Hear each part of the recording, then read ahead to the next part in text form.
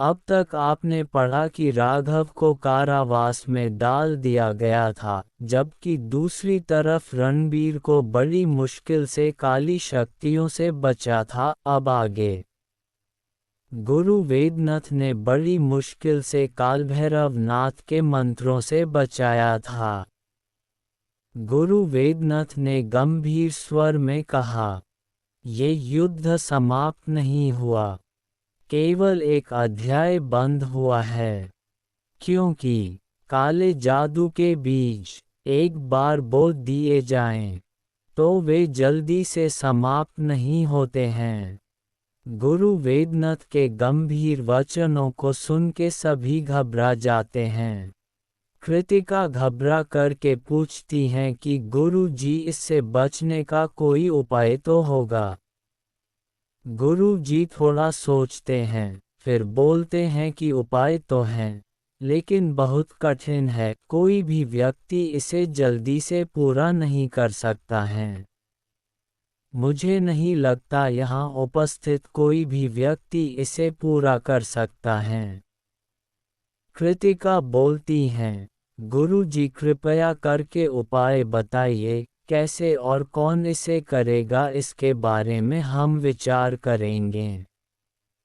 गुरु जी फिर उन्हें बताते हैं कि उत्तर दिशा में कई मीलों दूर एक काली पहाड़ियों के मध्य एक झरने के पास एक काली पहाड़ी में काला गुलाब मिलता है। उस काले गुलाब की पत्तियों को एक विशेष प्रकार से पानी में उबाल के पिलाने से महाराज पूर्व की भांति स्वस्थ हो सकते हैं, किंतु ये कार्य केवल 1 साल के भीतर ही करना होगा। काली पहाड़ी तक पहुंचना और वहां से सुरक्षित वापस आना मुश्किल है। अभी तक वहां उस तरफ गया कोई भी व्यक्ति वापस नहीं आया है।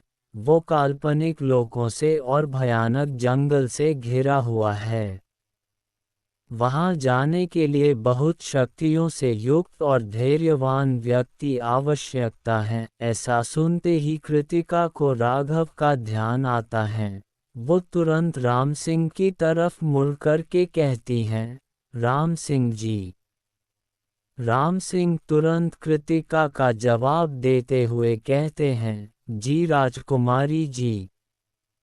कृतिका फिर बोलती हैं, राम सिंह जी, अभी जब हम पिताजी से मिलने आ रहे थे, तब क्या आपने किसी और को पिताजी से मिलने आते देखा क्या? राम सिंह ने आश्चर्य करते हुए कहा कि किसी और को मैं समझा नहीं राजकुमारी जी। कृतिका बोली, मतलब कोई युवा लड़का जो राजा से मिलने के लिए जबरदस्ती ही महल में घुस आया हो।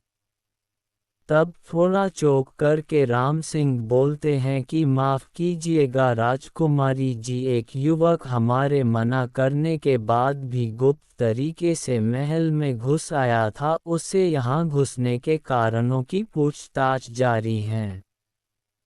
पूछताछ की बात सुनकर के कृतिका थोड़ी सी गुस्सा होते हुए थोड़ी सी तेज आवाज में चिल्लाते हुए कहती हैं कि तुरंत उस युवक को मेरे सामने लेकर के आओ। राम सिंह सिर झुका करके बोलता है, जी राजकुमारी जी। राम सिंह तुरंत वहां से निकल जाता है। क्या होगा राघव का आगे? राघव को क्यों याद रही है कृतिका? क्या राघव ही काली पहाड़ी पर जाने वाला है? आगे कहानी में क्या होगा जानने के लिए पढ़ते रहिए द किंग्स क्राउन। लाइक और सब्सक्राइब करना ना भूले, इससे हमें आगे और लाजवाब कहानी लिखने की प्रेरणा मिलती है। आप कहां से इस कहानी को सुन रहे हैं बताएं हमें कमेंट बॉक्स में, और कहानी को आगे शेयर भी करें। कमेंट बॉक्स में एक हाइप का ऑप्शन भी आता है, उसको भी क्लिक करें। सभी कहानियों को लाइक और शेयर करें।